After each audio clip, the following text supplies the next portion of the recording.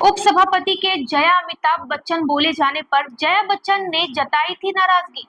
इतना ही नहीं, जया अमिताभ की शादी पर पंडित ने भी जताई थी आपत्ति।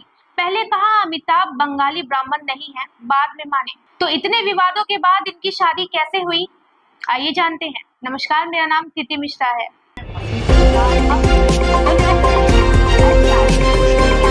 आप देख रहे हैं जनदर्पण माया नगरी, सितारों की दुनिया का असली रंग। अमिताभ बच्चन और जया बच्चन की शादी 1973 में हुई थी। कहा जाता है कि जया बच्चन के पिता पत्रकार तरुण कुमार भादुड़ी इस शादी के खिलाफ थे। हालांकि एक रिपोर्ट के अनुसार जया के पिता को उनकी शादी से कोई आपत्ति नहीं थी, लेकिन पंडित अमिताभ बच्चन और जया की शादी कराने के पक्ष में नहीं थे। अमिताभ बच्चन और जया बच्चन की शादी को काफी गुप्त रखा गया था। 1989 में जया बच्चन के पिता तरुण भादुड़ी ने इलस्ट्रेटेड वीकली ऑफ इंडिया के लिए एक लेख लिखा था, जिसमें उन्होंने इस विवाह से जुड़ी कई दिलचस्प बातें साझा की थी। तरुण भादुड़ी ने बताया था कि कैसे अचानक से शादी का निर्णय लिया गया। सब कुछ गोपनीय तरीके से संपन्न हुआ। उन्होंने लिखा था कि एक दिन अमिताभ ने जया की मां को फोन किया और शादी की बात बताते हुए तुरंत मुंबई आने का अनुरोध किया। अगले ही दिन हम सभी मुंबई पहुंचे। वहां हमारे दोस्त मालाबार हिल्स में रहते थे, तो शादी की तैयारियां भी वहीं की गई। ये शादी इतनी गोपनीय थी कि सिर्फ परिवार के लोग ही इसके बारे में जानते थे।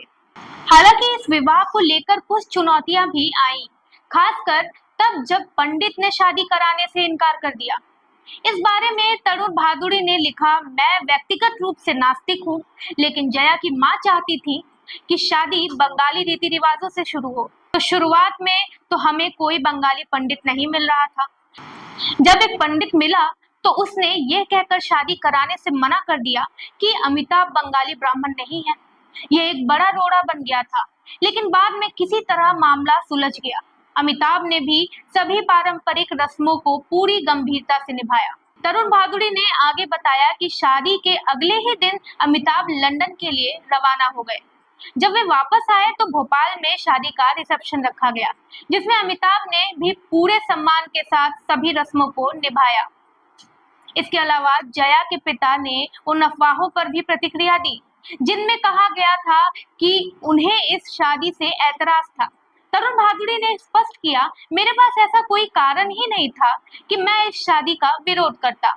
अमिताभ एक अच्छे इंसान है और मुझे अपनी बेटी पर पूरा भरोसा था कि वो किसी आम व्यक्ति के साथ जीवन बिताने का फैसला नहीं करेगी। उस समय कई लोग ये कहते थे, क्योंकि जया एक बड़ी स्टार थी इसलिए अमिताभ उनसे शादी करना चाहते थे, लेकिन ये सच नहीं था। अमिताभ ने अपनी फिल्म जंजीर की रिलीज तक इंतजार किया।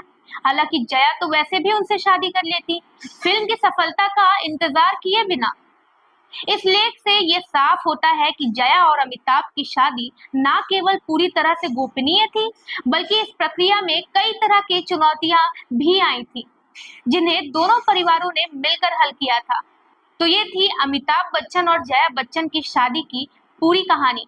हमारे द्वारा दी गई इन्फॉर्मेशन आपको कैसी लगी, कमेंट करके जरूर बताएं और देखते रहें जनदर्पण न्यूज। धन्यवाद।